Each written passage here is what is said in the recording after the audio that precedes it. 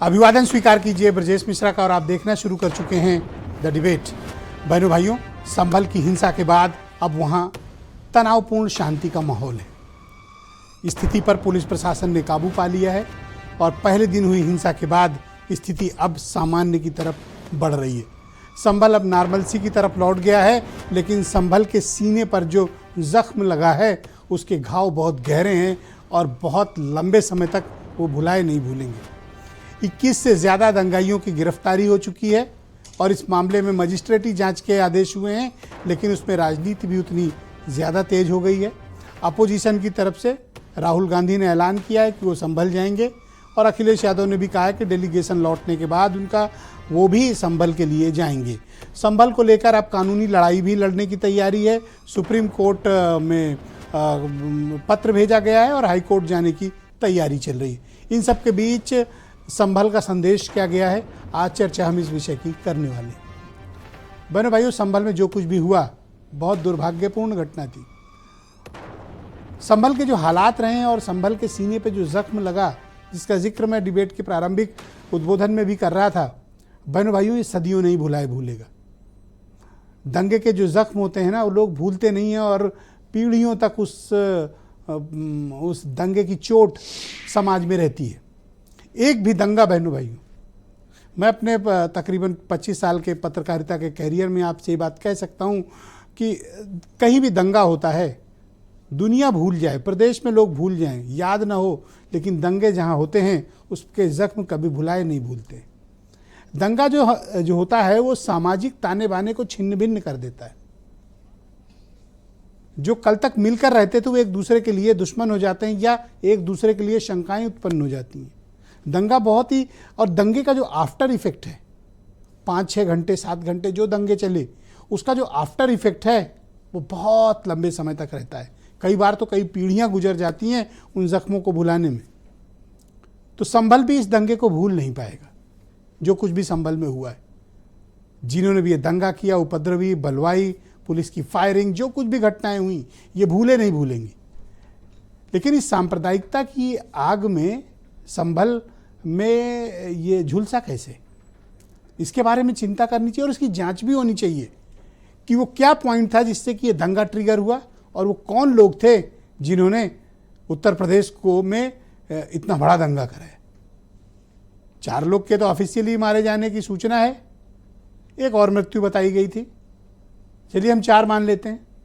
तमाम लोग बड़ी तादाद में घायल हैं, पुलिस वाले भी घायल हैं, पुलिस को फायरिंग ओपन करनी पड़ी। लेकिन जैसी स्थितियां संभल में उत्पन्न हुई हैं, बहन भाइयों, ये उत्तर प्रदेश की तरक्की के लिए ठीक बात नहीं है।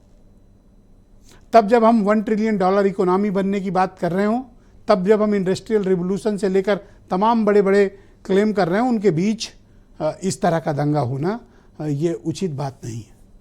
ये समाज के लिए ठीक नहीं है, ये इस प्रदेश की एकता के लिए ठीक नहीं। तो किस तरह की कार्रवाई होनी चाहिए?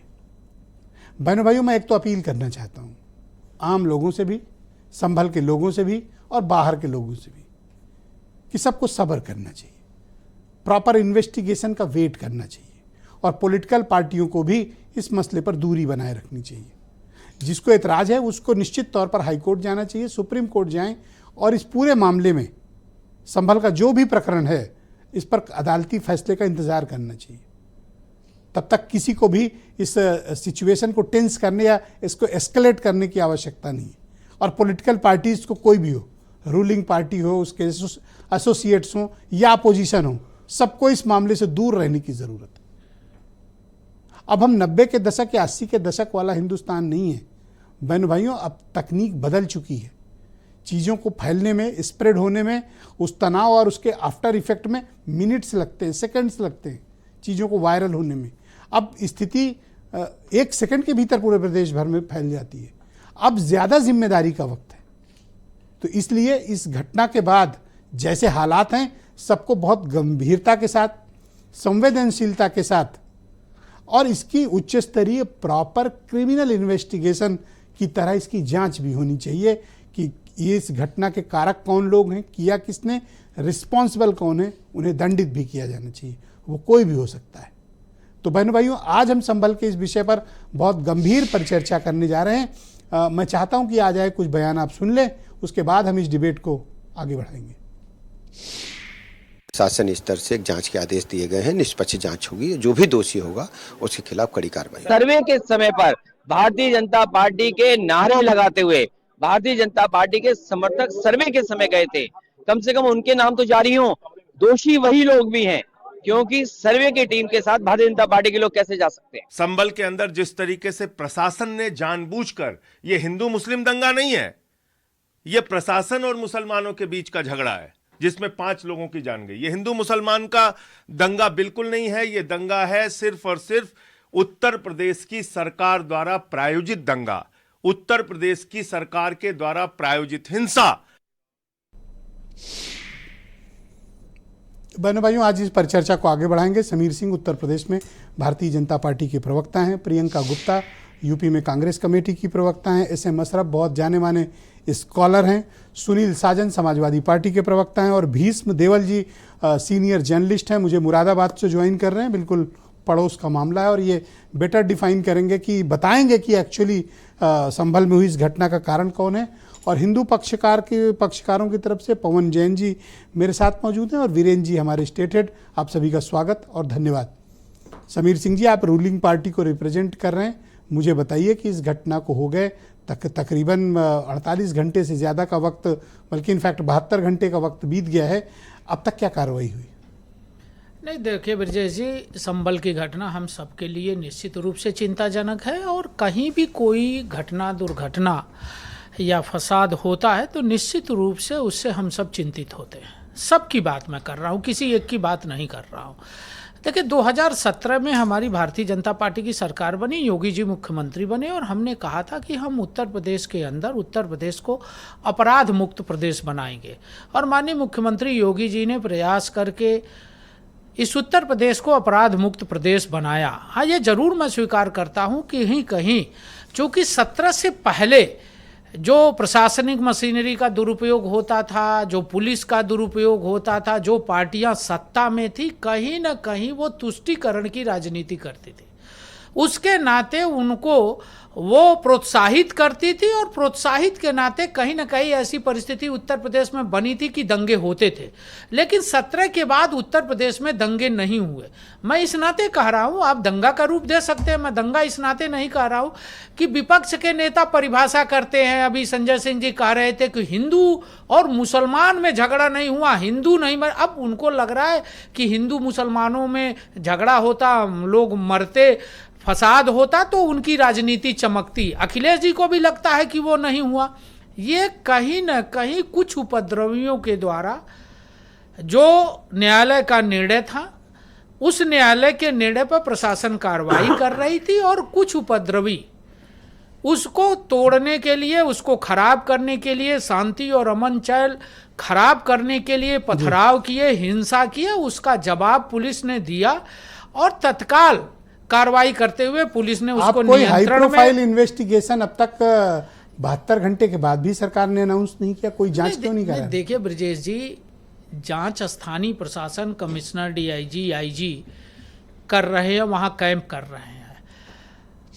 कोई ऐसी घटना हो जाए जो अनएक्सपेक्टेड हो तो हम उसकी जांच करें या डेलीगेशन भेजें। ये एक्सपेक्टेड थी घटना? नहीं, एक्सपेक्टेड का सेंस ये है कि न्यायालय ने निर्णय दिया, एक बार मस्जिद का सर्वे हुआ, दूसरी बार 24 तारीख को फिर सर्वे होने वाला था। अगर किसी मंदिर और मस्जिद का सर्वे हो जाता है तो इसमें किसी भी धर्म के आदमी को आपत्ति नहीं होनी चाहिए। काशी विश्वनाथ में भी आप जाइए, ज्ञान वापी के मामले में, मैं बात पूरी पर कर लूं। इन्वेस्टिगेशन अयोध्या में बरसों तक सर्वे हुए, खुदाई हुई, SI की रिपोर्ट आई, मंदिर है कि मस्जिद है, इस पर बहस चलता रहा, न्यायालय में बहस चलता रहा और वो प्रक्रिया बरसों तक चली, लोअर कोर्ट से लेके और सुप्रीम कोर्ट तक। खुदाई भी हुई, सर्वे भी हुआ, फोटो भी हुआ, SI भी की, साक्ष्य इकट्ठा किए गए, दस्तावेज बनाए गए, रखे गए। देखिए इसमें किसी को कोई आपत्ति नहीं, न्यायालय जाने का अधिकार सबको। मैं फिर तीसरी बार पूछ रहा हूँ कि दंगे का इन्वेस्टिगेशन क्यों नहीं? दंगा मत कहिए। अरे 5-4 लोग मरे, दंगा नहीं है? दंगा और कैसे होता है? दंगा नहीं है। दंगा दंगा फिर किसको ब्रजेश जी, कहते मेरा हैं? निवेदन है, हाथ जोड़ के परिभाषा बताइए दंगे दंगा की। दंगा तब होता है कि जब दो समुदायों को लोग अपने में मारपीट और आगजनी करने पर उतारू हो जाए। ये दंगा इस नाते नहीं है, कुछ उपद्रवी, मैं कह रहा हूं, देखिए मैं किसी धर्म को टारगेट नहीं कर रहा हूं, कुछ उपद्रवी लोग, भाई पहले दिन वहां के इमाम भी थे, सारे लोग सहमति से वहां सर्वे करा लिए, फिर 24 तारीख को ऐसी कौन सी तो परिस्थिति वही आ तो गई? कह रहा हूं कि जांच क्यों नहीं करा रहे? नहीं, जांच करा लो हो रही है और उनको बेनकाब नहीं, करो। नहीं, जांच क्यों नहीं कर देखिए रहे? ब्रजेश जी, बेनकाब सब लोग हो जाते हैं। बेनकाब तो इस समाज के अंदर हर आदमी होता है जो गलत काम करता है। तो इन्वेस्टिगेशन क्यों नहीं नहीं, हो रही? इन्वेस्टिगेशन कर रहे हैं ना, प्रशासन के लोग हैं, उसके अतिरिक्त कौन करेगा? लोकल पुलिस से नहीं, चाहते हैं? आप किससे चाहते हैं? अखिलेश मतलब यादव कोई जी, जैसे आप हर बार अखिलेश- SIT नहीं, बना नहीं, देते हैं, नहीं अखिलेश एक स्पेशल यादव- नहीं, इन्वेस्टिगेशन टीम आप बनाते हैं, कोई इस चीज पे ना नहीं। दिख रही हो तो स्पेशल टीम बनावे।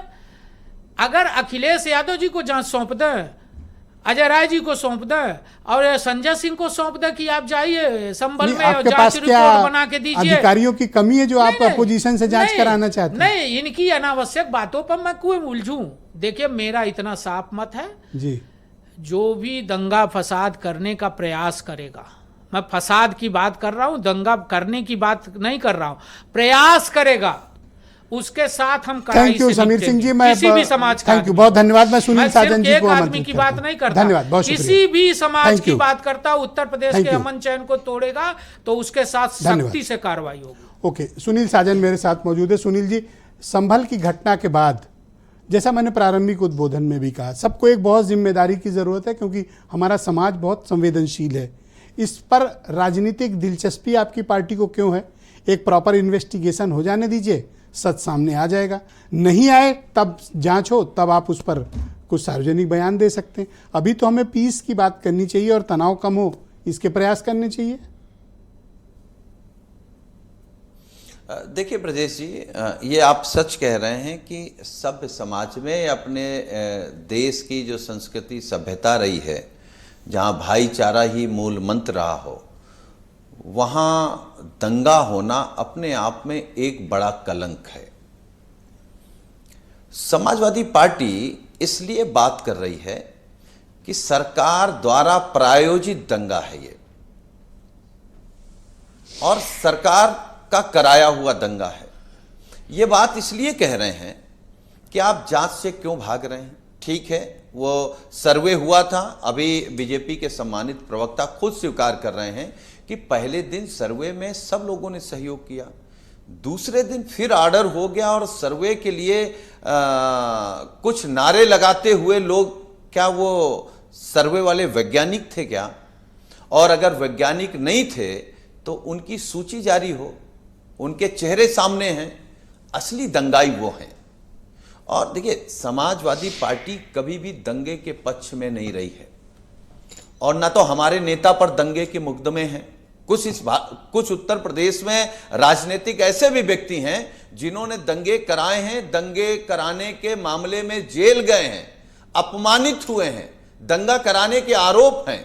लेकिन हम उनसे भी अनुरोध करेंगे कि कुर्सी बचाने के लिए किसी की जान लेना, दंगा कराना ना, आपने कहा दंगा उन लोगों ने कराया जो नारे लगाते जा रहे हैं, लेकिन जो वायलेंस कर रहे थे, जिनके वीडियो भी आपने देखे होंगे, क्या ये उनको आप क्लीन चिट दे रहे हो बिना इन्वेस्टिगेशन के? नहीं, बिल्कुल नहीं, बिल्कुल नहीं, बिल्कुल नहीं।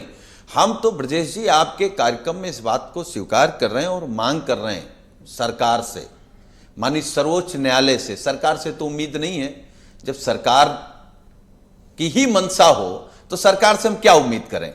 लेकिन हम देश की अदालत पर भरोसा है, उस पर यकीन है, और हम आपके कार्यक्रम के माध्यम से कहेंगे सर्वोच्च न्यायालय अपनी एक टीम बना करके, जजों की टीम बना करके वहां जांच करा ले और सच सामने आ जाएगा। आपको स्थानीय अगर हम पुलिस उम्मीद की करें जांच, कि पुलिस से जांच संभल की कराएंगे, लोकल पुलिस जांच कर रही है, से जांच कराएंगे, संभल की स्थानीय पुलिस जांच कर रही है, ऐसा अच्छा समीर ब्रजेश सिंह जी, कह रहे हैं। आपको उन पर भरोसा है? नहीं, ठीक बात। हम समीर जी की बात मान रहे हैं।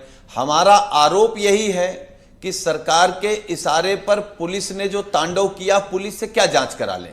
क्या पुलिस कहेगी हमने नंगी पिस्टल चला करके माथे पर गोली मारी है, सीने पर गोली मारी है, निर्दोष लोगों को मारा है? हम किसी के बचाव में या किसी के पक्ष में बात नहीं रख रहे हैं। हम तो ये कह रहे हैं कि इस जब तक देश वहाँ में स्थिति लोकतंत्र सामान्य से न हो चीजें जाए, चलेंगी हालात या ठीक नहीं न हो चलेंगी। जाएं, शांतिपूर्ण रूप से ना हो जाए, दोनों कौमों में विश्वास न जागृत हो जाए, तब तक आप लोग इस मामले में डिस्टेंस क्यों नहीं मेंटेन करते हैं? पॉलिटिकली दूरी रख सकते हैं जब तक कि देखिए, प्रॉपर ब्रजेश रिपोर्ट जी, ना आ जाए। एक शांति की पहल होनी चाहिए, आपका भी ब्रजेश जी, कर्तव्य है। हमारे कोई नेता जबरन वहां गए नहीं। बात इसलिए हमारे नेता को रखनी पड़ रही है कि खास तौर से एक समुदाय के खिलाफ ही सरकार अन्याय करा रही है। जी, तो लोकतंत्र में अगर किसी के खिलाफ अन्याय होगा तो समाजवादी पार्टी धन्यवाद आवाज सुनील नहीं जी, उठाएगी क्या? शुक्रिया। ये पक्ष अगर दूसरा पक्ष भी होता, अगर उसके खिलाफ अन्याय हो रहा होता तो हम इसी तरीके से लड़ रहे होते। बहुत शुक्रिया आपका, धन्यवाद। मैं प्रियंका गुप्ता जी को आमंत्रित करता हूं इस परिचर्चा में। नकारेपन पे उतर आए तो विपक्ष की जिम्मेदारी है धन्यवाद। कि सरकार का आईना बन करके उसका Thank you, काला या सफेद चेहरा उसको दिखाए। बहुत शुक्रिया सर, धन्यवाद। मैं प्रियंका जी को इनवाइट करता हूं।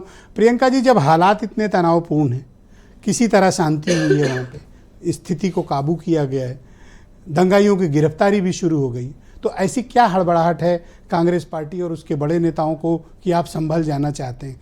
जब तक सारी चीज़ें काबू में ना आ जाएं, तब तक इस पर जाने का कोई फ़ायदा है? क्यों जाएंगे भाई? नहीं, आप बिल्कुल सही बात कर रहे हैं। मुझे नहीं लगता कि अभी कोई डिसीजन हुआ है उस पर। अगर कोई डिसीजन होगा तो ये जो आपके खबरें चल माध्यम रही थी से। कि राहुल जी जाएंगे, वो क्या है? देखिए, मुझे लग रहा है कुछ नेता चाहते थे कि वहाँ जाया जाए, तो इसको लेकर डिस्कशन हो रहा था। उस डिस्कशन को लेकर इतना हड़कंप मच गया है प्रशासन में कि किस तरह से वहाँ चाक चौकबंद व्यवस्था कर दी गई, उससे साफ जाहिर होता है कि सरकार किस तरह से डरी हुई। और ये आप विश्वास दिलाती कि जब तक स्थिति सामान्य नहीं होगी राहुल जी नहीं जाएंगे वहाँ? मुझे लगता है कि कम से कम एटलीस्ट उन्होंने जिस तरह से एक ट्वीट पर जो मैसेज किया, जो शांति व्यवस्था बनाए रखने की अपील की, मुझे लगता है कि वो समझदार व्यक्ति हैं और वो समझदारी से ही डिसीजन लेंगे। पर मैं एक बात ज़रूर कहूँगी कि जो याचिका करता है उसके लिए मैं ये कहूँगी कि ढूंढ सके तो ढूंढ ले, तेरे अंदर है भगवान। तू मस्जिद ढूंढ रहा है मंदिर के निशान। आप ये बताइए कि एक अदालत जो फेमस है कि आप डेट पे डेट देती है, उसने तुरंत आनन फानन में जाके वहाँ डिसीजन दे दिया कि जाइए आप 2 घंटे के अंदर सर्वे कर लीजिए। अब सर्वे कराने वाली टीम सर्वे कर भी लेती है, पर सर्वे करने के बाद उसको असंतुष्ट होती है, फिर वो सर्वे करने की जाती है।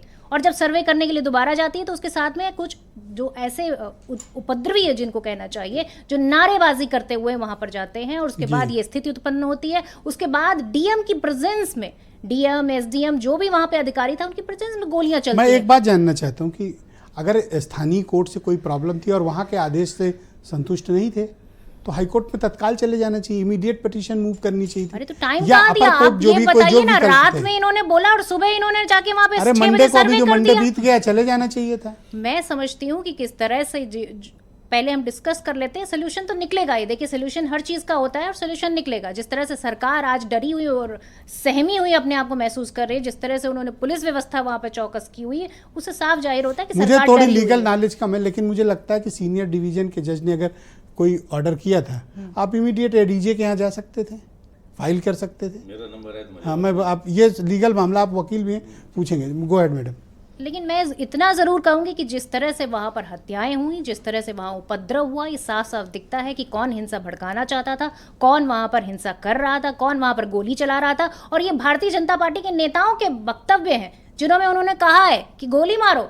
इस तरह के बयानों के क्या वहाँ सच कर रहे थे वो बैठकर, या उनका पालन कर रहे किसने थे स्टेटमेंट प्रशासन? दिया था कि गोली मारो? अरे यार, आप बताइए ना, गोली मारो जैसे बयान किसने दिए थे? वो अनुराग बहुत ठाकुर की जी बात ने है, उसको दिए थे कहाँ ना। से कहाँ लिंक कर रही हैं? अरे बिल्कुल लिंक करेंगे, क्यों नहीं नहीं। करेंगे? इनके मंत्री हैं, आज भी हैं इनके पार्टी में। कोई ऐसा तो नहीं पार्टी छोड़ के चले गए। और ठोक दो जैसे बयान कौन देता है उत्तर प्रदेश में? ये सारे बयानबाजी का ही मतलब है, जो साफ साफ दिख रहा है। उसको चरितार्थ किया जा रहा है। क्यों चरितार्थ किया जा रहा है? ये भारतीय जनता पार्टी के प्रवक्ता Thank बेहतर you. समझते हैं, बहुत और इस शुक्रिया। देश की जनता भी बेहतर समझती है। मैं मैं समझती हूँ कि शांति बनाने की अपील कांग्रेस पार्टी करती है, और वहां पर शांति के लिए पूरी तरीके से Thank you. जो भी हो सकेगा सक्षम वो करेगी। मैं भीष्म देवल जी को आमंत्रित करता हूं, मुरादाबाद से हमारे साथ जुड़े हुए हैं, बहुत ही जाने माने पत्रकार हैं। भीष्म जी, बहुत शुक्रिया और धन्यवाद। दंगा क्यों हुआ सर?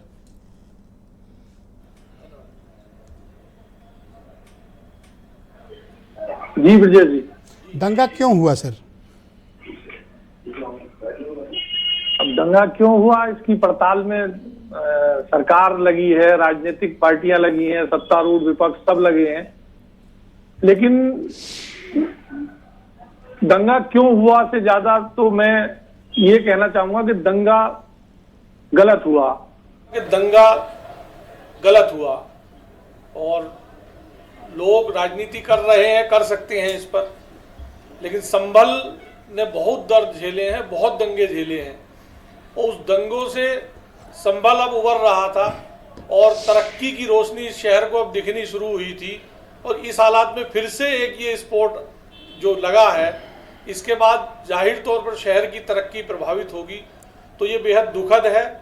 और अगर कोई करने कराने वाला है तो उसको भी देखना चाहिए कि एक छोटी सी राजनीति के लिए जो हुआ उसका अंजाम इस 4 लाख की आबादी को किस तरह से झेलना पड़ेगा। भीष्म जी, मैं ये जानना चाहता हूँ, मॉर्निंग 7:30 से आई थिंक 12 बजे तक ऐसे क्या हालात हो गए कि ये हज़ारों लोग जमा हो गए और वायलेंस भी स्प्रेड हो गया, फायरिंग भी ओपन करनी पड़ी। पहले दिन सर्वे हुआ था, बड़ी इज्जत से, आराम से, शांतिपूर्ण हो गया था। ये नेक्स्ट डे क्या हुआ था, संडे वाले दिन की इतना बड़ा वायलेंस हो गया? जी देखिए ब्रजेश जी, मैं आपको बता दूं, ये बेहद संवेदनशील विषय है। जो जामा मस्जिद या हिंदू पक्ष ने इसको दावा किया हरिहर मंदिर, ये संभल की दृष्टि से बेहद संवेदनशील विषय रहा है और इसी को लेकर एक बड़ा दंगा 1977 में पहले संभल झेल चुका है। तो जाहिर तौर पर लोगों की भावनाएं जुड़ी हैं दोनों तरफ से, इससे अपने अपने विचार के साथ और अपनी अपनी आस्था के साथ। पहले दिन सर्वे हुआ, लेकिन पहले दिन भी सर्वे जो हुआ, पहले दिन भी सर्वे करने टीम दाखिल हुई और सर्वे करने दाखिल होने के बाद जिस तरह से टीम बाहर निकली, तो वो बाहर उस दिन भी कोई जो परिस्थितियां थी वो अनुकूल नहीं थी। अगर टीम 1 घंटा आधा घंटा और वहां रुकती तो जो चीज मैं देख रहा था बाहर, उसके बाद बाहर भीड़ बढ़ सकती थी, बाहर उपद्रव के हालात उस दिन भी होने वाले थे। तो ऐसा नहीं है कि पहले दिन सब कुछ क्या शांति आपको से ऐसा हो गया, लगता है पहले दिन कि भी तनाव साफ नजर सिचुएशन आने का लगा था। आकलन पुलिस प्रशासन ने ठीक से नहीं किया और इतनी मैसिव गैदरिंग हो रही थी और ऐसे वायलेंस की तैयारी थी, पुलिस प्रशासन समय रहते इसको असेस नहीं कर पाया? जी बिल्कुल, इसमें कोई शक नहीं है कि ये जिस तरह से पहले दिन सर्वे के बाद जो मैसेज गया, जिस तरह से लोगों की भावनाएं भड़की नजर आई, उसको समझने में कहीं ना कहीं पुलिस प्रशासन नाकाम रहा। और जो व्यवस्थाएं पुलिस ने अपने हिसाब से व्यवस्थाएं की थी, जगह जगह पुलिस बल तैनात किया गया था, लेकिन लोगों के मन में क्या चल रहा है, शहर में लोग किस तरफ इस मामलों को लेकर मूव कर रहे हैं और क्या तैयारी है, ये अंदाजा किसी को नहीं था। ये जो इन्वेस्टिगेशन हो रहा है यह स्थानीय स्तर पर हो रहा है, जिसकी संभल पुलिस जांच कर रही है, और इस तरह के वायलेंस या दंगे होते हैं तो एक magistrative formal inquiry district magistrate करते हैं। इसके अलावा भी कोई जांच हो रही है या बस पूरी जांच का दायरा लोकल पुलिस प्रशासन तक ही सीमित है? जी बिल्कुल, अभी तक की जो स्थिति है उसमें स्थानीय पुलिस जो दर्ज मुकदमे हैं उनकी जांच कर रही है और दर्ज मुकदमे जो हैं वो हैं जो पुलिस की तरफ से इस मामले में दायर हुए हैं। वो हिंसा करने के हैं, वो पथराव करने के हैं, वो आगजनी करने के हैं, वो फायरिंग करने के हैं, पुलिसकर्मियों के घायल होने के हैं, संपत्ति को आग लगाने के हैं। तो फिलहाल उन मुकदमों की इन्वेस्टिगेशन हो रही है और जो मजिस्ट्रियल जांच जिलाधिकारी ने की है वो 3 लोगों की मौत को मानते हुए मजिस्ट्रियल जांच एक डिप्टी कलेक्टर को दी गई। इसके अलावा अभी कोई कवायद यहाँ नजर मैं आपसे ये जानना चाहता हूँ कि अभी संभल की क्या सिचुएशन है? अब स्थिति शांतिपूर्ण है, तनाव कुछ कम हुआ है या अभी भी बेचैनी महसूस कर रहे हैं आप संभल में? जी बिल्कुल ब्रजेश जी, जो स्थितियां रविवार को थी वो बेहद खराब स्थितियां थी। हिंसा के बाद लग रहा था पता नहीं कितना खराब हालात शहर का बनेगा, लेकिन अब शहर लग रहा है कि वापस लौट रहा है अपनी पुरानी रफ्तार की तरफ। कल सोमवार से बाजार खुले, कल सोमवार को बाजार खुला, थोड़ा देर से खुला, जल्दी बंद हुआ, लेकिन दुकानें खुली, लोग भी आए। आज और सुधार उस स्थिति में नजर आया, तो शहर तो अमन की तरफ बढ़ता हुआ नजर आ रहा है। लेकिन ऐसे में सब लोगों को जो है ये समझने की जरूरत है कि अब फिर कोई ऐसी चीज ना हो जिससे शहर बहुत शुक्रिया, फिर से कोई बदअमनी के हालात बने। बहुत धन्यवाद। मैं पवन जैन जी को इस कार्यक्रम में आमंत्रित करता हूं, हिंदू मामलों के पक्षकार हैं, हमारे साथ जुड़े हुए हैं। पवन जी, मैं जानना चाहता हूं कि आप लोगों के पास और भी लीगल रेमेडी थी, तो इतनी जल्दबाजी क्या थी कि सर्वे कराने की, कि इमीडिएट पिटीशन, तत्काल आदेश? आप चाहते तो जैसे ज्ञानवापी वाले में प्रक्रिया थी, पूर्ण प्रक्रिया करने के बाद हुआ। ऐसी अफरा तफरी क्या जरूरत थी? जी नमस्कार। ये जो भी काम हुआ वो पूरा लीगल तरीके से हुआ। कोर्ट में जाने का हमारा अधिकार है और सबका अधिकार है। कोर्ट में गए, कोर्ट का आदेश हुआ, उसमें कोई इस प्रकार के इलीगल प्रक्रिया नहीं हुई।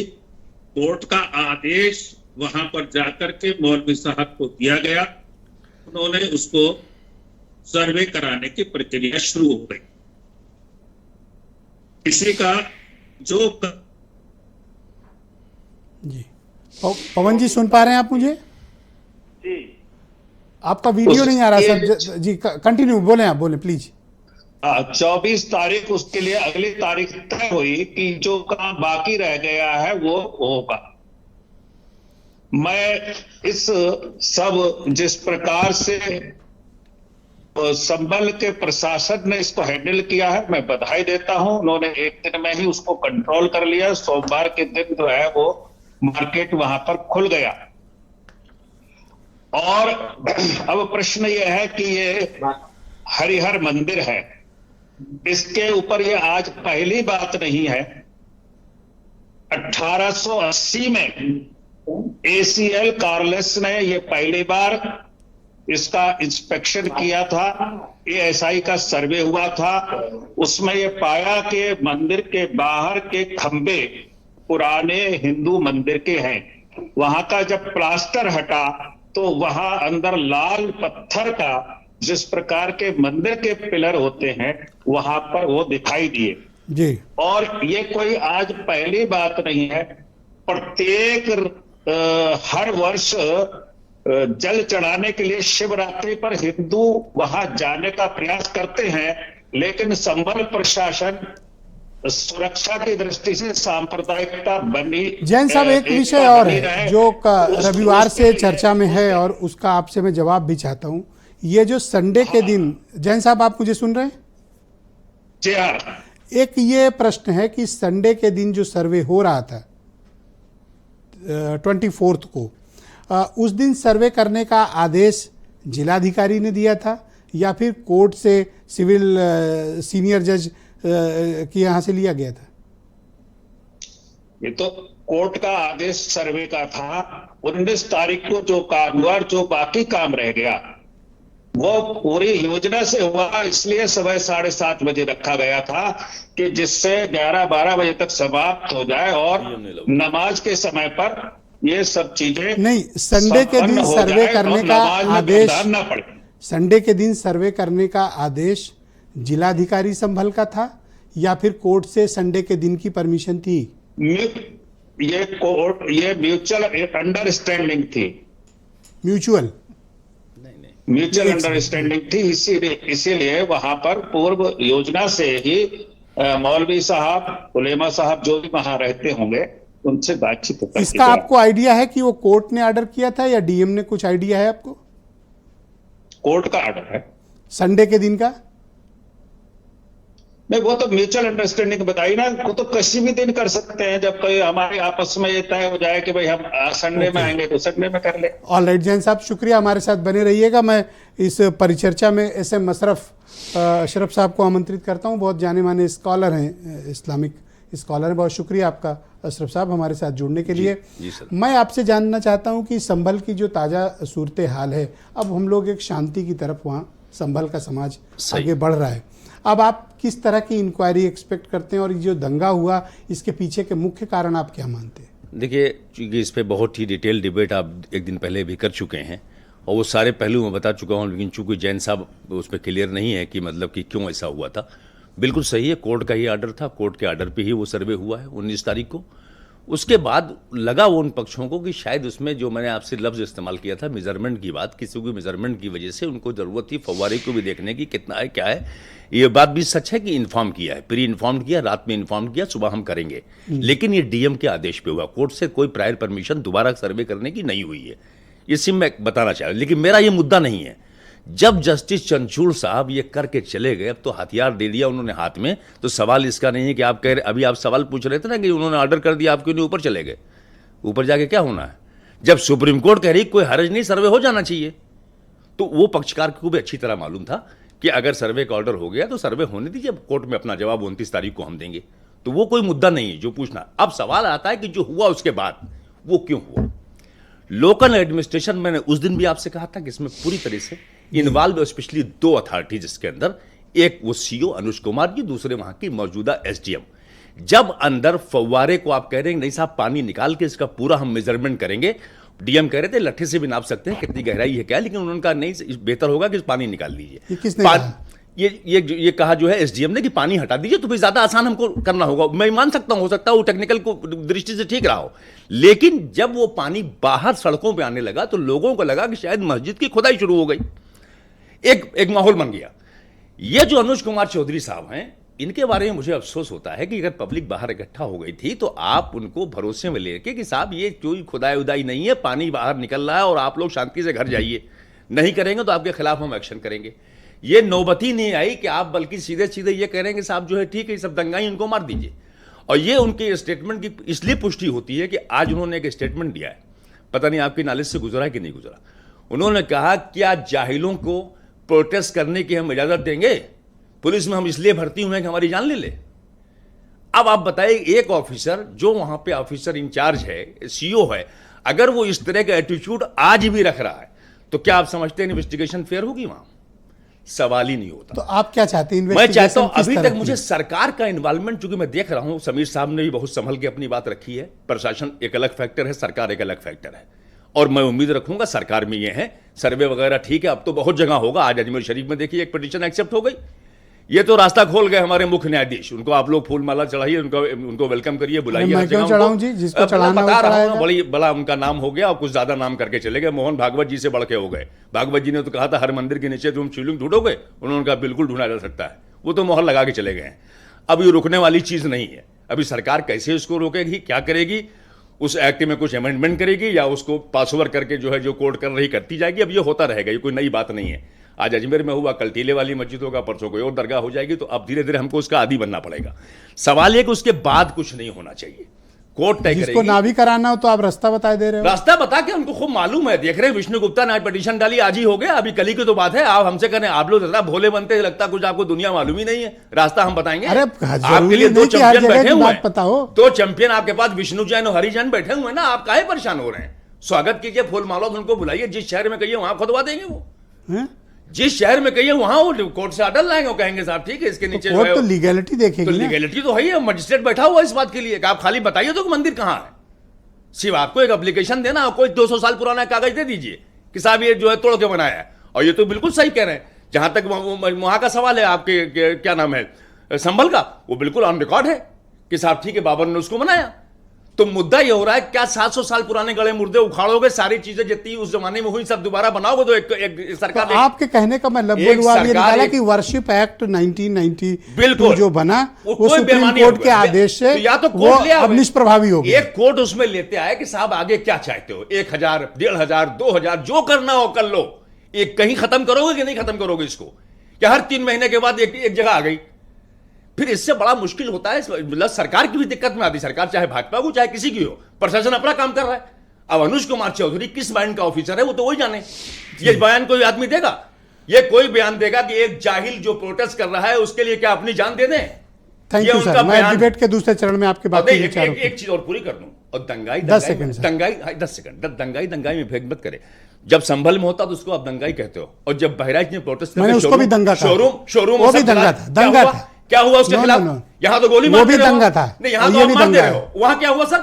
वहां किसी ने कुछ किया? आप लोग अपने विचार बदलते हो, मेरा अपनी धारणा स्पष्ट है। वहां आप देखें सड़कों में हजारों लोग आए, कुछ नहीं हुआ, खाली दिखलाया आपने। बीरेन जी भी हमारे साथ, बाकी लोगों ने दिखलाया भी नहीं उसको। ऑलराइट, बीरेन जी भी आ गए, उनकी भी ओपिनियन ले ली जाए।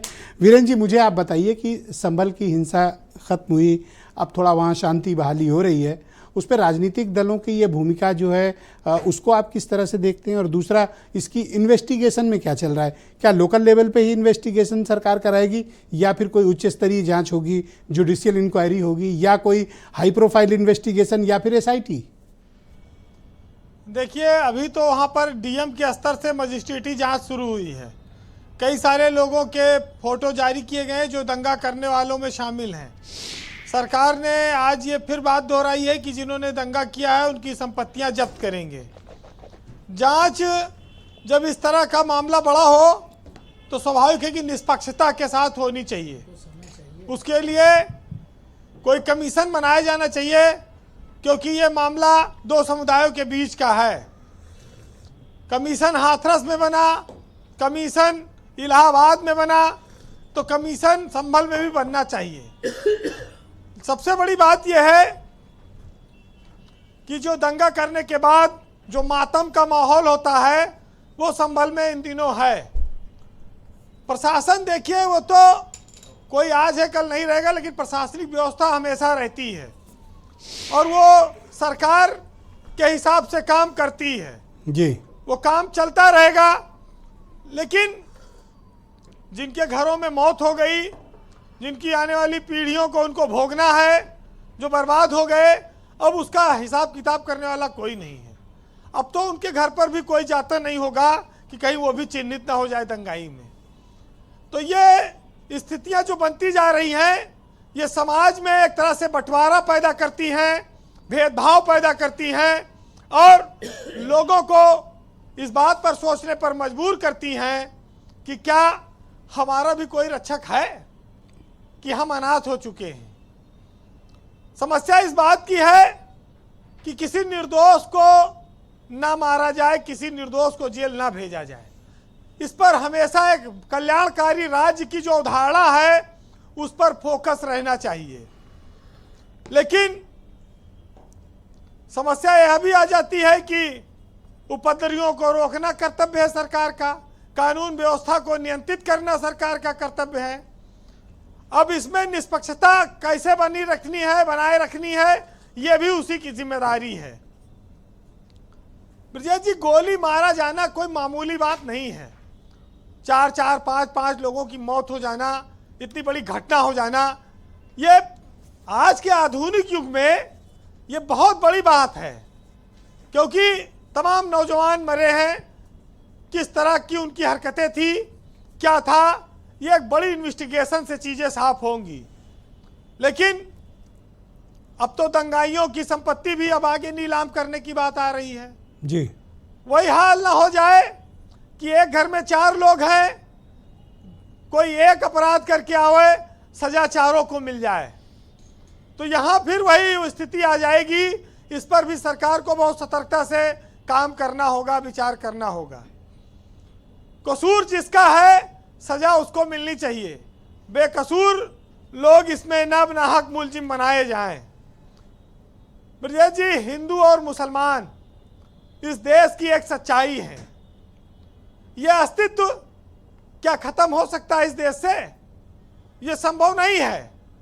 लेकिन इन मौतों से सामाजिक बंटवारा जरूर बढ़ रहा है और वो बढ़ता रहेगा जब तक इन सब चीजों पर रोक नहीं लगाई जाएगी जी। मौत का पीछा सूना हो जाता है, जब घर बर्बाद हो जाता है फिर कोई नहीं आता। भीड़ एक अनियंत्रित व्यवहार करती है, जिसके चलते कभी वो दंगा होता है, कभी पत्थरबाजी होती है, लेकिन जब गोलियां लग जाती है, लोग मर जाते हैं, तो फिर वो परिवार कई पीढ़ियों के लिए दब जाता है, खत्म हो जाता है, नष्ट हो जाता है। सिर्फ वहां मातम, सिसकियां और चीखें रहती हैं। बच्चे अनाथ हो गए हैं, महिलाएं विधवा हो गई हैं। लेकिन जो सरकार में बैठा है उसके सबके घावों पर मरहम लगाना है। उसको ये देखना है कि कौन कौन निर्दोष हैं जो इस कांड में जिनके साथ अन्याय हो गया है। खाली ये कहने से काम नहीं चलेगा कि संभल में बहुत बड़ी संख्या में मुसलमान हैं, लेकिन सारे मुसलमान इस दंगे में शामिल हैं या जितना बातें आ रही हैं इस पर फर्क करना होगा। लेकिन हमारे यहाँ समस्या एक बात की ये आती है कि जंग में तो कत्ल सिपाही होते हैं और सुरखरू जिले इलाही होते हैं। तो ये बड़ी समस्या जो जिले इलाही वाली है, ये आदिकाल से, मुगल काल से चली आ रही है। अब देखिए ये कब खत्म होती हैं। फिलहाल हमारी आपकी सबकी जिम्मेदारी है कि इस आग को बुझाया जाए और लोगों के जीवन में शांति लाई जाए। तो सुनिएगा कि उनसे कह दो कि जो सारी हदों को मिटाने पे लगे हैं, इस अर्ज को हम आकाश बनाने में लगे हैं, और फूलों के लिए जख्म खाना भी है जरूरी। हम अभी कर्ज चुकाने में लगे हैं। और क्या हो गया लोगों को कि मोहब्बत नहीं करते, किसके लिए ये खून बहाने पे लगे हैं। और क्या आपको ये रोशनी अच्छी नहीं लगती, क्यों आप चरागों को बुझाने पे लगे हैं। बहुत शुक्रिया वीरेंद्र जी, आपका बहुत बहुत धन्यवाद ग्राउंड जीरो से अपनी ओपिनियन फीडबैक हम तक पहुंचाने के लिए और अपने ऑब्जर्वेशंस देने के लिए। बहनों भाइयों, दूसरा चरण प्रारंभ करते हैं। बीजेपी के प्रवक्ता समीर सिंह मेरे साथ इस वक्त मौजूद हैं। समीर सिंह जी, उत्तर प्रदेश की सरकार खुद सामने आकर संभल में अमन चैन के लिए कोई इफर्ट करती क्यों नहीं दिख रही है? सब कुछ स्थानीय पुलिस प्रशासन के भरोसे आप क्यों छोड़ देना चाहते हैं? आइए और अश्योर करें सरकार के लिए ऑल इज वेल। मैं एक चीज़ आपको बहुत स्पष्ट बताता हूं, हमें लगता है सब लोग सहमत होंगे कि सरकार और प्रशासन दोनों एक सिक्के के दो पहलू हैं। प्रशासन सरकार के निर्देशों पर काम करता है, और अभी मैं बहुत स्पष्ट रूप से कहना चाहता हूँ, आप दंगे की वजह वहाँ संभल में मत खोजिए। मैं कुछ घटनाएं बताता हूँ। 19 को सर्वे हुआ, कुछ नहीं हुआ। 20 को उत्तर प्रदेश के बाई इलेक्शन हुए। देखिए, अखिलेश जी ने कहा कि सरकार ने दंगा कराया।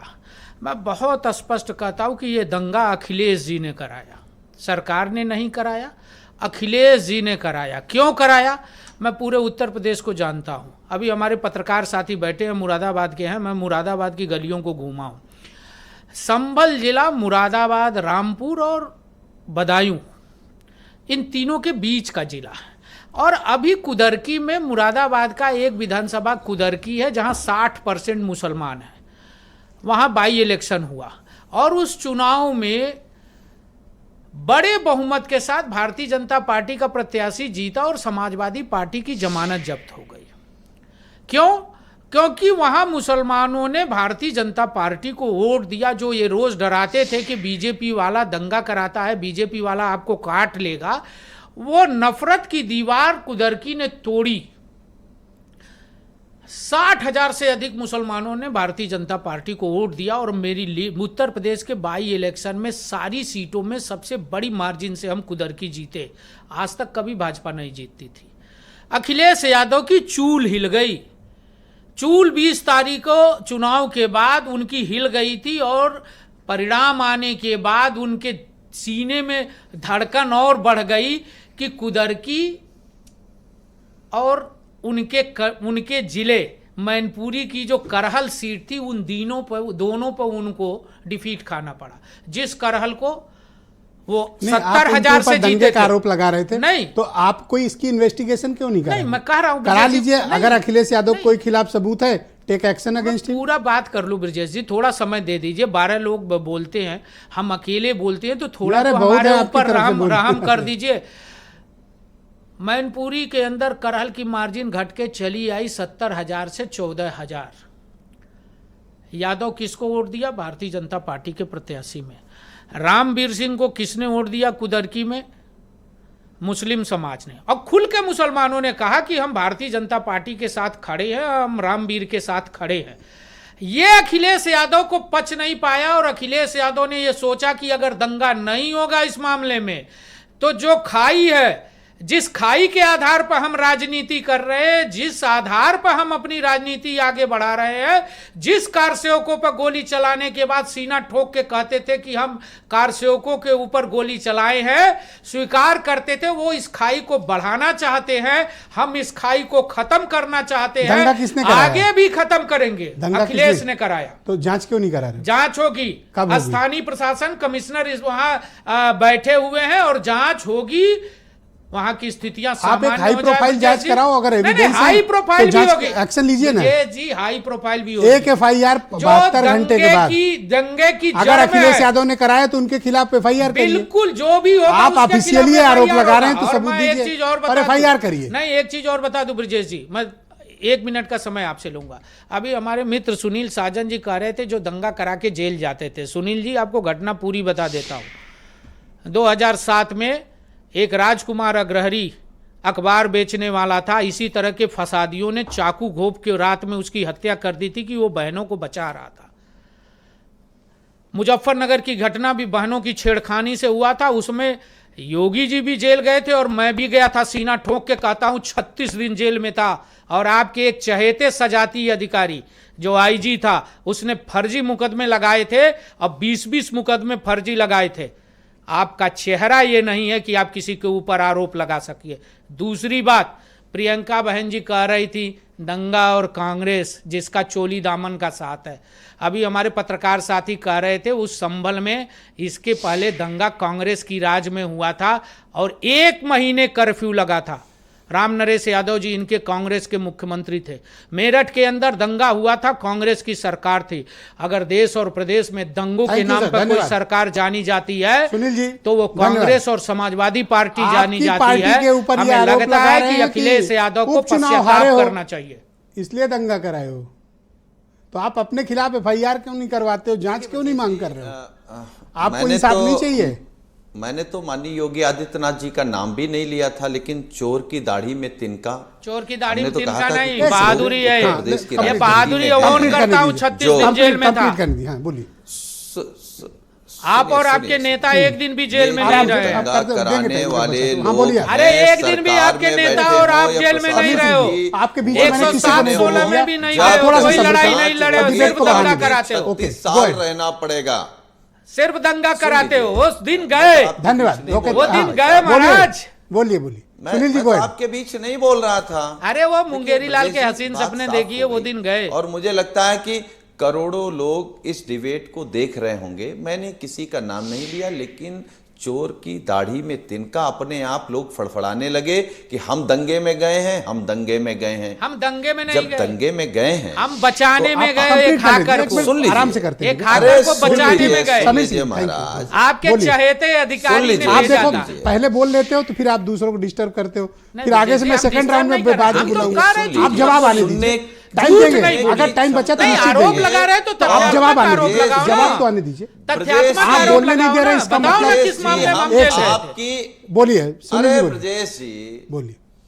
नहीं, आप घटना बताओ ना, किसमें जेल गए थे, किसमें मुकदमा दर्ज है। आप घटना बता दो ना। आप प्रवक्ता हो, एमएलसी रहे हो, नेता हो समाजवादी पार्टी के। बोल तो लेने दो ना, पीछे जो दंगाई हैं, 1 मिनट सुनो फिर जवाब देना। सरकार में शामिल हो या वर्दी पहन करके घूम रहे हो, अब की जब जांच होगी तो 36 दिन नहीं 36 साल जेल में सड़ना पड़ेगा। धमकी दे रहे हो सर? हम दंगा बर्दाश्त नहीं कर सकते, ये देश दंगा बर्दाश्त नहीं कर सकता। एक दूसरी बात, देखिए बात निष्पक्ष होनी चाहिए। आप कह रहे हैं माननीय अखिलेश यादव जी ने दंगा कराया, नाम ऐसे ले रहे हैं लगता है कि वो आपके जूनियर हो। आप कह रहे हैं कि अखिलेश ने कराया। मैं कहूं कि योगी ने कराया, अजय सिंह बिष्ट ने कराया तो अच्छा लगेगा। मैं तो माननीय मुख्यमंत्री जी कह रहा हूं, तो कम से कम संसदीय भाषा नहीं, गलत बोल रहे गरिमा। मैंने अखिलेश जी का सुनते हैं कि आरएसएस में अच्छा, ये झगड़े का विषय नहीं भाई, यही संस्कार है, झगड़े का विषय नहीं है। आप देखिए, आपके पास बोलने 10 सेकंड और बचे आपके पास। मैंने कभी अखिलेश 10 सेकंड और, 10 मैं हर सेकंड। डिबेट धन्यवाद में अखिलेश यादव जी कहता 10 हूं, सेकंड। अखिलेश यादव एक जी सेकंड। कहता हूं। ये संस्कार हमको एक नहीं, सेकंड, आपके प्रवक्ताओं को है। ये बीच और में सुनिए सुनिए बोल रहे हैं, अखिलेश यादव जी ने इनका सच कानपुर सामने आ में क्या जाएगा, किया था। इनका काला चेहरा सामने आ जाएगा। आप केसरिया वस्त्र पहना के चेहरा ये बताते थे समीर कि सिंह, ये ये गलत बात। आप एक बार बात पूरी होने दीजिए, आप एक बार बात पूरी होने दीजिए। आपसे आचरण ओके, सीखना। 20 सेकंड बचे हैं Sunil ji, go ahead, 20 second.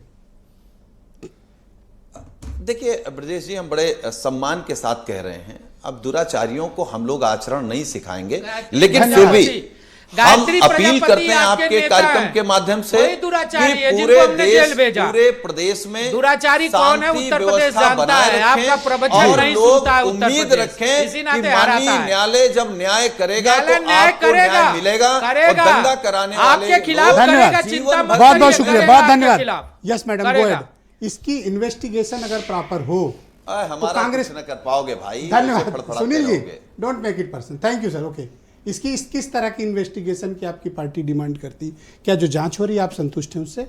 देखिए बिल्कुल संतुष्ट नहीं, जांच हो ही नहीं रही है। अभी समीर जी बैठे थे, कह रहे थे कि कांग्रेस के टाइम में दंगा हुआ था। अरे कांग्रेस के टाइम में दंगा हुआ था तो कुछ सीख ले लेते आप, आपने सीख तो ली नहीं। अब आप दंगे भड़का रहे हैं बैठ के यहाँ पर। ऐसे ऐसे भाषणबाजी कर रहे हैं, ऐसे ऐसे जो कमेंट पास कर रहे हैं, ऐसे वक्तव्य दे रहे हैं, उसके साथ में आप ये बताइए कि यहाँ पर वर्शिप एक्ट है ना, प्लेसेस ऑफ वर्शिप एक्ट, उसके बावजूद भी आप लोग ये इजाजत दे रहे हैं कि सर्वे जाइए, करिए, खोदिए, ये नहीं जाए, और उसके बाद कोर्ट ने दिया है। एक सेकंड में खुद ही बोल रहा हूं। नहीं, कोर्ट ने ऑर्डर किया, इन्होंने नहीं दिया। हम कह रहे कोर्ट ने ऑर्डर किया। अच्छा एक सेकंड रुकिए, नहीं, मैडम बोलिए, किसके मुख्यमंत्री? आप बताइए, मेरे से बात करिए, आप मुझे बताइए, ये तो कोर्ट ने ऑर्डर किया था 1976 को दंगा किसकी सरकार में हुआ था? 1 महीने दंगा हुआ था। आप किस तरह की इन्वेस्टिगेशन की डिमांड कर रहे हो, मैं ये पूछ रहा हूँ। कसाब को छुड़ाने चली जाती है, कसाब को फांसी किसने दी थी? मैडम प्लीज, किसने फांसी दी थी? कसाब ने, आपने दी थी फांसी उनको? धन्यवाद। आपका वकील चला जाता है, आपका नेता चला जाता है, अरे मेरे से बात करिए, क्यों झगड़ा कर रहे हैं? नहीं करती हो, ये तो यही प्लानिंग कर लिया आप लोग, लग रहा है। ओके ऑल राइट, मुझे बताइए किस तरह की इन्वेस्टिगेशन की, क्या इन्वेस्टिगेशन? अशरफ भाई बता ही रहे हैं कि सुप्रीम कोर्ट ने कहा। देखिए पूरी तरीके से सुप्रीम कोर्ट के जो है पूरी सुपरविजन में जांच होनी चाहिए, दूध का दूध और पानी का पानी होना चाहिए। जिस तरह से वहां दंगाई दिख रहे हैं मुंह पे कपड़ा बांधकर, जिस तरह से वहां पे एक दिन पहले ड्रोन की वीडियोग्राफी भी हुई, तो कहाँ है आपका ड्रोन, कहाँ है आपका? वो जवाब दीजिए। दिख रहा वीडियो किसने? वीडियोग्राफी आपने करी, उसके बाद भी नहीं बैठते हैं। बहराइच 4 जून के बाद मैं देखा हूं उत्तर प्रदेश में 2 बड़े दंगे हुए, एक ये बहराइच वाला, फिर संभल वाला। हाँ। ये कौन सा ट्रेंड है भाई? यही तो आप लोग इस पर कुछ विचार करते हो कि ये क्या हो रहा है? हम लोग क्या विचार करेंगे? ये सिचुएशन 4 जून के बाद ही क्यों आई? चलिए विचार करके एक हफ्ते में 2 डिबेट करा रहे हैं, वरना ही जब टॉपिक गायब हो जाता है, एक ही पक्ष खाली दिखलाया जाता है, तो विचार हम क्या करेंगे? हम तो रोना रो रहे हैं, हम तो अपना रोना रोते हैं साहब, जो फैक्ट है वो बता रहे हैं आपको। अब रहा सवाल, आप पूछ रहे थे होना क्या चाहिए डिबेट। अगर ये लगता है, अगर लगता है कि सरकार फेयर है, तो उसको हाईकोर्ट के सिटिंग जज से इन्वेस्टिगेशन करानी चाहिए। सारा दूध का दूध पानी का पानी होना चाहिए। जो सीओ कहता है गोली चला, उसके आगे का वर्ड नहीं बोलूंगा मैं, ठीक? अब सवाल है, एक आदमी वीडियो में बोल रहा है गोली चला और डॉट डॉट अच्छा, एक विषय और है, तो दैट पहला राउंड में आपने शुड बी सस्पेंडेड। अच्छा एक बात बताइए, जैसे सीनियर डिवीजन जज ने कर दिया, हाँ, एडीजे के यहाँ जाके क्यों जाए? वो तो हमने कहा सर्वे कर लो, गए तो थे लोग सर्वे करने। आप भी ऐसी बात कर रहे हैं सर, 19 तारीख को सर्वे हुआ ना, सर्वे से आपत्ति नहीं थी, 29 को जवाब देंगे अपना, संडे भी तो चला, 29 को जवाब देगी वहां के जो लोग हैं, 29 को जवाब देंगे। लेकिन तो बीच में पूरा खेल दिया ना, यही तो मैं अफसोस कर रहा हूं। इतने हजारों लोग दंगा करने कहां से? हजारों लोग क्या अजब बात आप कर रहे हैं। एक आप जब सड़कों में हजारों लोग घूम रहे थे तब आप जस्टिफाई कर रहे थे, शोरूम जल रहा था, वहां लोग चले गए, वहां लोग चले गए, वहां लोग चले गए कि मस्जिद जो है कहीं हमारी मस्जिद गिरा ना दी जाए, संवेदना तो व्यक्त कर दीजिए। अशरफ भाई, बनाया गया, हत्या किसकी हुई थी? वायलेंस तो किया है, वायलेंस तो किया है, दंगा किया है, दंगा किया है। यहाँ भी 5 लोग मारे गए ना, किसकी हत्या? यहाँ पे भी तो 5 हम लोग उसको मारे गए। जायज ठहरा रहे? क्या बात कर रहे हैं? हम उसको जायज ठहरा? जायज कोई नहीं होती, कोई हत्या कोई जायज होती है, कोई हत्या जायज नहीं, कोई जायज होती है, कोई भी पवन जैन, कोई जायज हत्या पवन होती जैन, आप दोनों शांत, धन्यवाद। आपका सीओ अगर वहां हत्या कराएगा, सर दोनों के माइक बंद कर दूंगा सर, शांत हो जाओ सर, थैंक यू, धन्यवाद। पवन जैन जी, पवन जैन सर, आप कंप्लीट, थोड़ा कॉपरेट करें। वो फसादी नहीं, अब लग रहा है आप भी जिम्मेदार सर, थैंक यू, धन्यवाद। पवन जैन, थोड़ा पवन जैन, एक सेकंड शांत हो जाए, शांत हो जाए, शांत हो जाए, शांत हो जाए। पुलिस जिम्मेदार, अच्छा 2 और लोग हैं मेरे पास, आप शांत हो जाएं, पत्थरबाज जिम्मेदार नहीं, अब थोड़ा सा ओके। पवन जी, एक सेकंड, ओके पवन जी, पवन जी शांति कैसे लाई जाए? सर आप दोनों गेम लॉक मत करें, दोनों के माइक बंद किए जाएं। सर एक सेकंड शांत, ऐसी भाषा में ना गलत बात।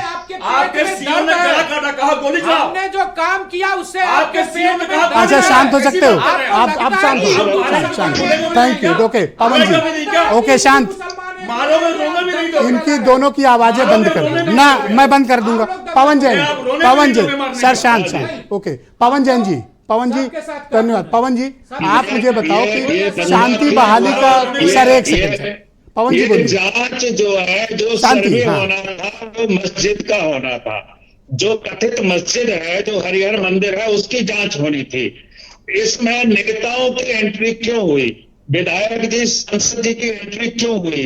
इसके लिए उनके समर्थक वहां पर आए और जिसकी वजह से जो ये उपद्रव हुआ जो माहौल खराब हुआ संभल का, सर नहीं प्लीज आप कंप्लीट कर बात लेकिन करते एक बिल्कुल पहली सीढ़ी थी।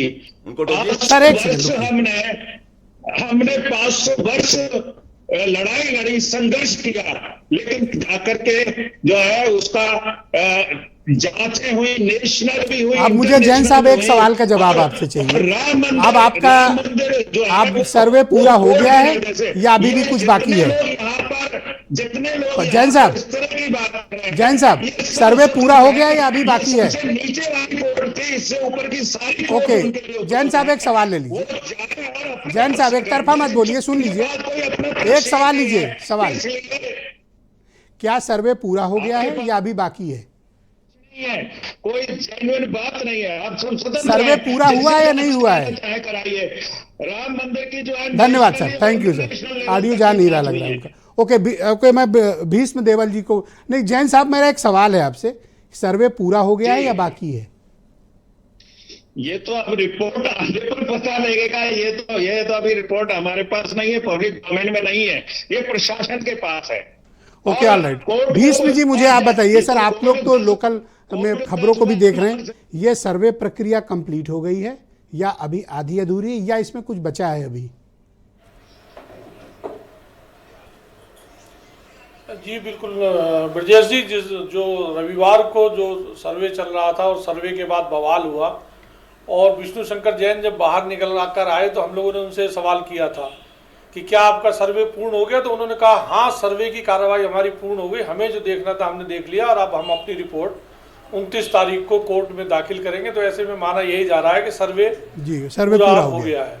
जी बहुत शुक्रिया सर, मैं आप सबका बहुत आभार प्रकट करता हूँ और शांति, भाईचारे, सद्भावना, धैर्य और सब्र की अपील आप सबसे करता हूँ। शुक्रिया, धन्यवाद, नमस्कार।